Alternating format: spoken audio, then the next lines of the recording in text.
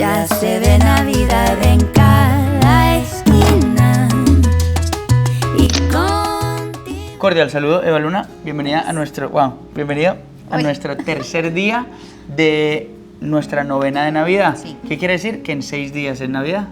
Felicidad. ¡Qué emoción! Y estamos abriendo cada día una puerta. Sí. Ayer abrimos la puerta de la disponibilidad, entonces hoy vamos a abrir una que a muchos nos cuesta un montón y es la puerta de la vulnerabilidad. Ay. Hay algo que siempre me ha parecido impresionante de la historia de la Navidad. Y es que pudiendo llegar de cualquier forma, Dios decidió llegar de la forma más frágil de todas, como un bebé. Sí, y eso a mí me parece muy poético porque él pudo haber decidido llegar de cualquier otra manera, como Sí. un guerrero enorme ya listo, musculoso, gigante, armado, así como un Hércules, ¿no? Y llegó como alguien que no podía ni siquiera sostener la cabeza. O sea, ¿viste los bebés que son Sí, como que uno dice? exacto.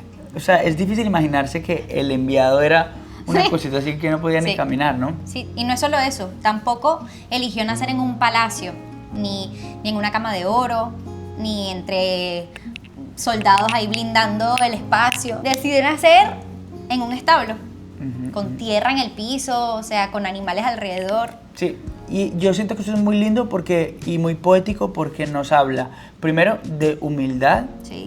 pero también nos habla de algo muy profundo y es que la vulnerabilidad no es un error, sino que es parte de la foto entera del plan, ¿no? Y ahora que soy papá lo entiendo profundamente porque, no sé, suponte, mis hijas son al mismo tiempo lo más valioso que yo tengo Sí.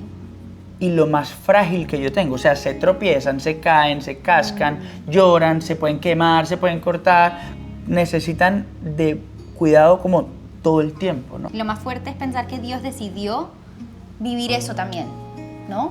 Decidió necesitar brazos, leche, abrigo, protección. Sí.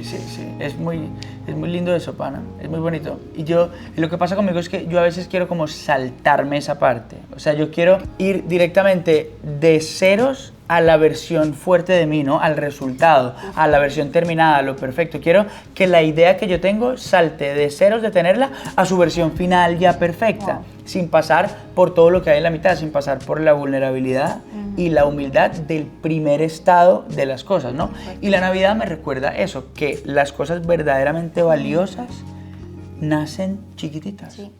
Las ideas nacen vulnerables. Los sueños nacen vulnerables. Las relaciones nacen vulnerables. sí. Nada grande empieza siendo grande. El primer paso de todo lo glorioso es la fragilidad, ¿no? Primero, o sea, lo inmenso que es un árbol y lo frágil que es una semillita que se le come un pajarito y se acabó. Sí. Entonces, primero es semilla y después es árbol, ¿no? Y eso también nos confronta con lo material. Porque Jesús no nació entre abundancia de cosas, pero sí entre abundancia de presencia, Sí. de amor, de cuidado, de familia. Y de repente a mí eso me hace preguntarme también, ¿de dónde está puesto mi sentido de la identidad? ¿No? ¿En lo que soy o en lo que tengo? ¿En lo que habita dentro de mí o en lo que acumulo? ¿No? Eso es muy interesante. Cierra los ojos y piensa en esa parte de tu vida que hoy se siente frágil. Un proyecto, una emoción, una relación, una etapa. En vez de rechazar esa fragilidad, abrázala, porque probablemente ahí es donde algo nuevo está queriendo nacer. Y si quieres, dile con tus palabras: Dios, enséñame a no avergonzarme de mis comienzos pequeños. Ayúdame a confiar en mis procesos. No puedo. En mis procesos frágiles. Ayúdame. Dios tiene sentido del humor. Ayúdame. La gente con los ojos cerrados y eso así.